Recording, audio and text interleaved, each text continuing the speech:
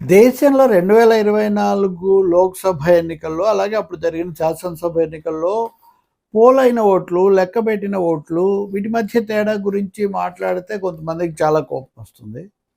అందులోనూ కూడా రాష్ట్రాల ఎన్నికల అధికారి చెప్పింది, కేంద్ర ఎన్నికల సంఘం చెప్పింది, తర్వాత వాళ్ళ వెబ్సైట్లో గణాంక వివరాలు స్టాటిస్టిక్స్ ఇచ్చింది. వీటి మధ్యలో ఉన్న తేడాల గురించి పరకాల ప్రభాకర్ రాశారు. నిజానికి ఇందులో కొన్ని అంశాలు మొదట్లో కూడా వచ్చి ఆయన వాటిని మరింత స్పష్టపరిచి ఆ తేడాలు ఇవన్నీ కూడా చెప్తూ రాశారు. ఇది ఎలా జరిగింది, ఇది మిరకిలా లేదా మిస్చిఫా, ఇది అద్భుతమా అక్రమమా తేల్చమన్నారు ఆయన. తను అంతకుమించి ఏమీ మాట్లాడలేదు. కానీ అలా చెప్పినంత మాత్రాన ఇంక ఇప్పుడు వరుసగా విరుచుకుపడుతున్నారు.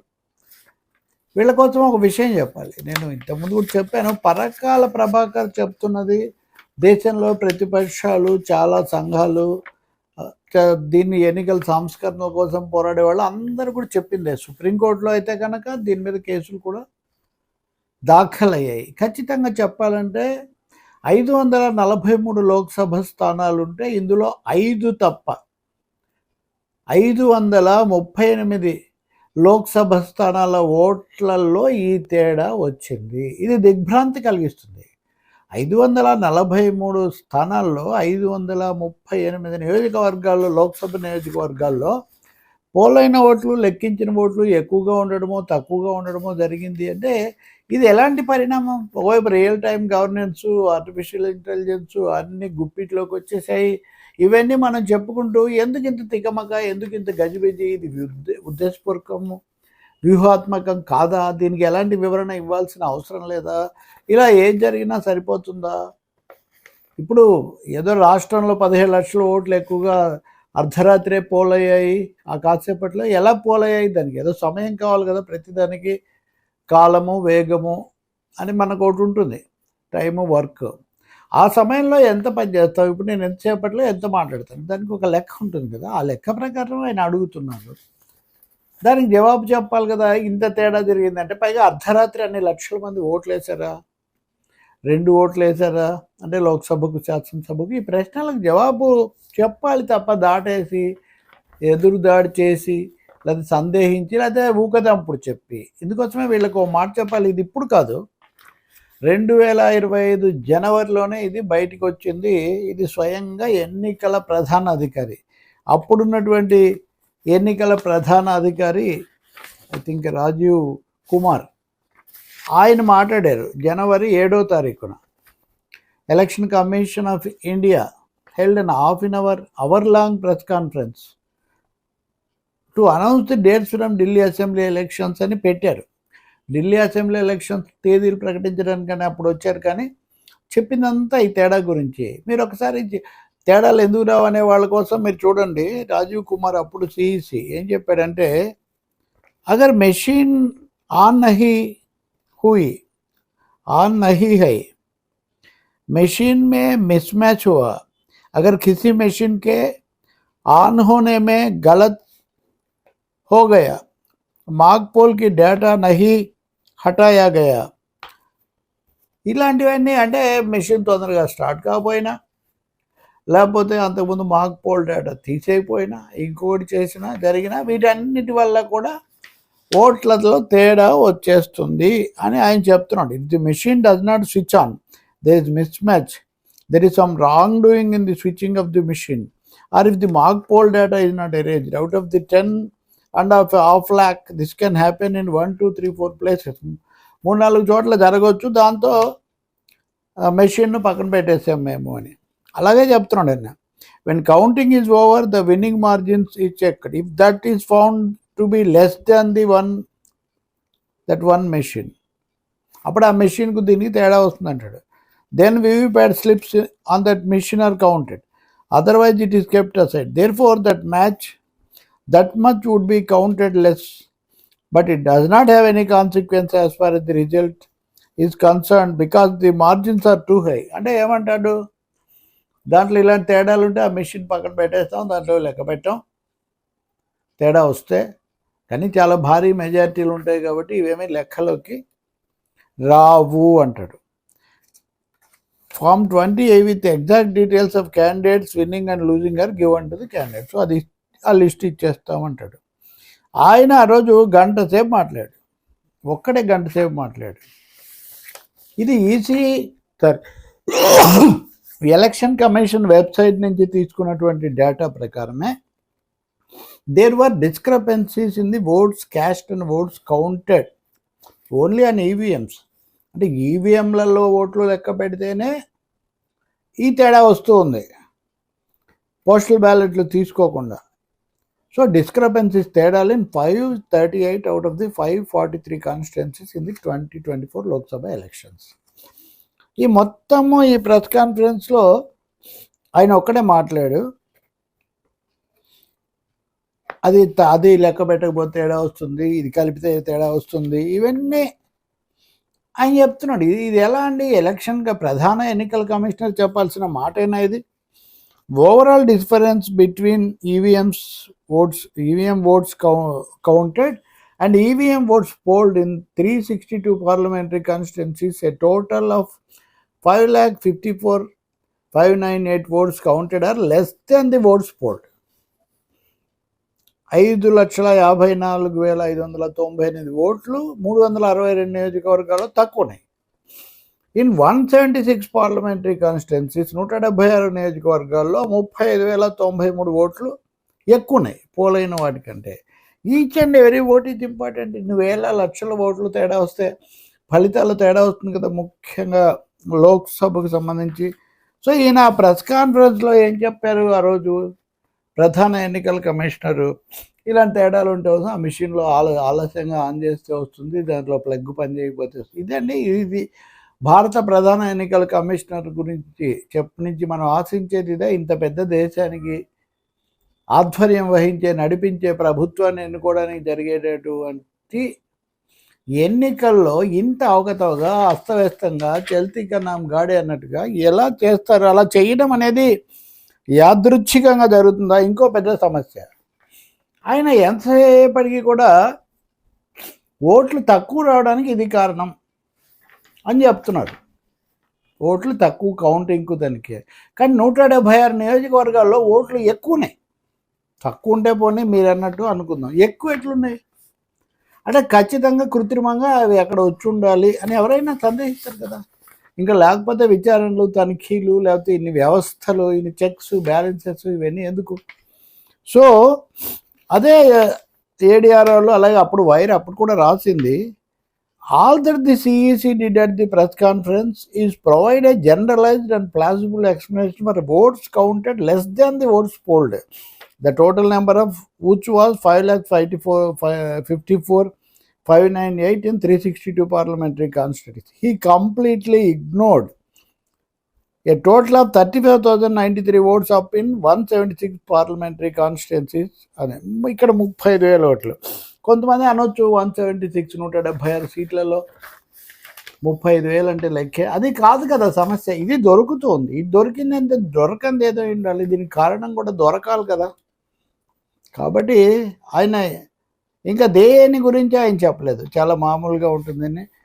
అప్పుడే ఆయన చెప్పిందని అంతకు ముందే ఉత్తరప్రదేశ్కు సంబంధించిన ఎలక్షన్ CEO ఆయన విషయాలు అంతకుముందే ఒక నోట్ ఆయన విడుదల చేశాడు.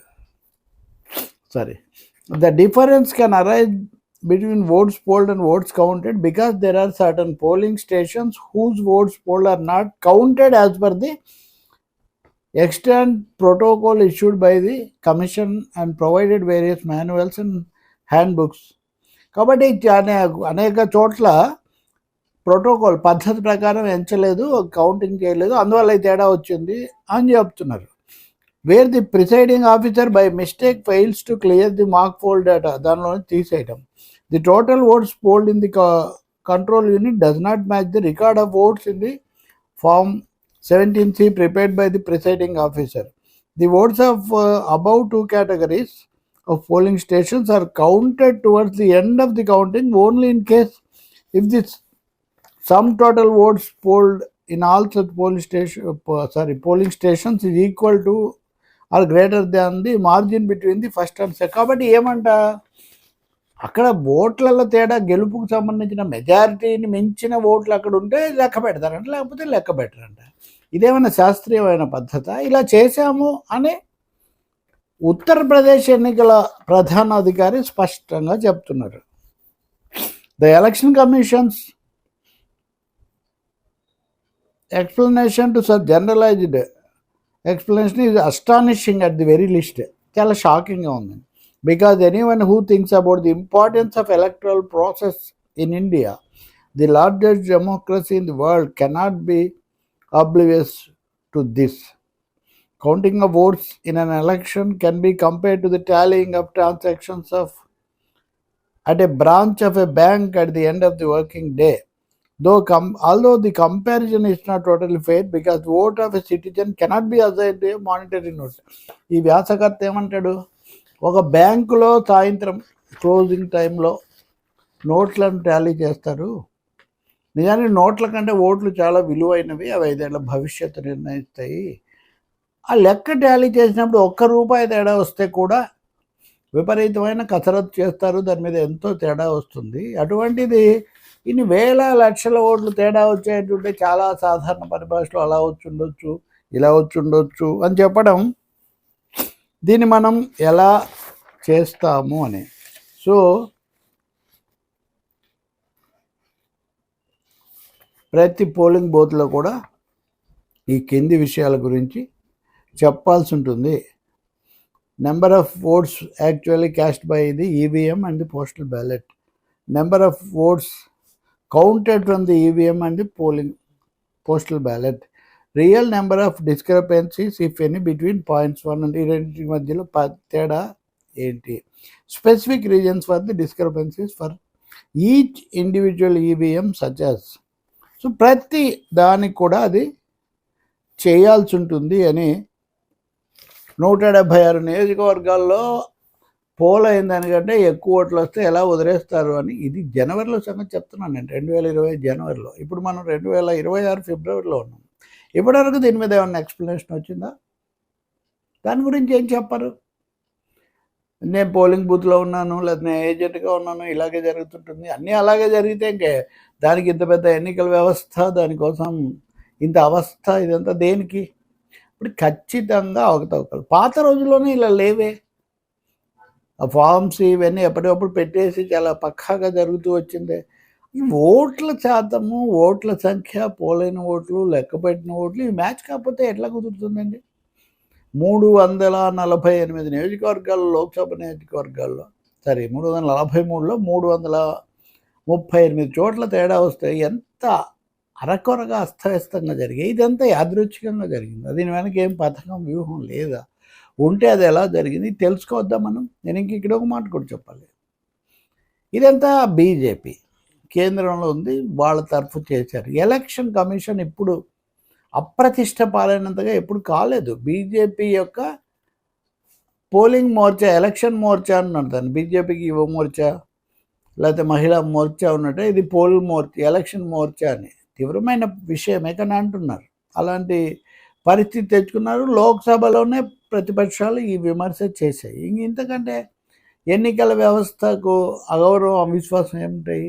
ఇంకా విచిత్రం ఏమంటే 2019లో ఇదే తెలుగుదేశం వాళ్ళు అప్పుడు వైసీపీ గెలిచినప్పుడు వీళ్ళు అదే ఆరోపణ చేశారు, సుప్రీంకోర్టులో కేసు కూడా వేశారు. 2009లో అయితే జీవీఎల్ నరసింహారావు బుక్ రాస్తే చంద్రబాబు నాయుడు గారు దానికి ముందు మాట రాశారు. సో మాకు సంబంధించి జరిగినప్పుడు మాత్రం మాట్లాడాలి, పోట్లాడాలి, కేసులు వేయాలి. ఇప్పుడు మటుకు మాట్లాడకూడదంటే ఎట్లా? ఇక్కడ తెలుగుదేశం చిన్న ప్లేయర్, బీజేపీ ఎన్డీఏ జాతీయ స్థాయిలో పెద్ద ప్లేయర్స్. కాబట్టి పరకాల ప్రభాకర్ ఎందుకైతే ఆయన ఇది రాయడం వల్ల దీనికి మనం కలిపి చూడాలి. ఇప్పుడు కసరత్తు ఒకటేమో పోలింగ్ తర్వాత, ఒకటేమో పోలింగ్కు ముందే ఓట్లు మొత్తం సామూహికంగా కోట్ల సంఖ్యలో ఓట్లు తీసేయటం.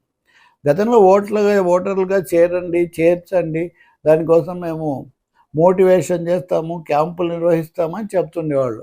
ఇప్పుడు దానికి రివర్స్ అయింది. కాబట్టి ఇది చాలా తేలిగ్గా తీసుకోవటము, వ్యక్తుల మీద దాడి చేసేయటము, లేకపోతే ఇంకా అనుకూల మీడియాలో ఇప్పుడే పాయింట్ టు పాయింట్ రిప్లైలు అంట. ఏ పాయింట్కి అసలు ఎలక్షన్ కమిషనే చెప్పకపోతే వీళ్ళు ఏం చెప్తారండి? ఎలక్షన్ కమిషనే చాలా జనరలైజ్డ్ ప్లాజిబుల్ ఎక్స్ప్లెనేషన్ వాళ్ళు చెప్తుంటే వీళ్ళు రెచ్చిపోయి మాట్లాడినందువల్ల ఉపయోగం ఏముంది? సుప్రీంకోర్టు ఇప్పుడు ఈ స్పెషల్ ఇంటెన్సివ్ రివిజన్ లేదా రిమూవల్ అంటాను నేను. ఈ రిమూవల్ ఈ సర్ మీదైనా వాళ్ళు సరైన తీర్పు ఇస్తారా లేదనేది ఒక పెద్ద ప్రశ్న ఉంది. చాలా దేశాల్లో ఎన్నికల్లో సరిగ్గా జరగలేదని ఆందోళనలు చేశారు. ఇప్పుడు బంగ్లాదేశ్లో ఈరోజు నిన్న ఎన్నికలు జరిగాయి. అంతకుముందు హసీనా చాలా స్టన్నింగ్ మెజారిటీతో వచ్చారు కదా, కానీ మేము ఏడాదికి మించి నిలబడలేదు కదా. అదంతా సరిగ్గా జరగలేదని కూడా మీరు దాడి చేశారు కదా. చాలా చోట్ల ఇటువంటివి. మన దేశం పెద్దది, అలా జరగదు అని అన్నప్పటికీ కూడా అనేక అవకతవకలు జరిగాయి. దానివల్ల గెలిచారా అనేది అది ఎవరి ఆలోచన వాళ్ళు చేయొచ్చు. కానీ అవకతవకలు, తప్పులు,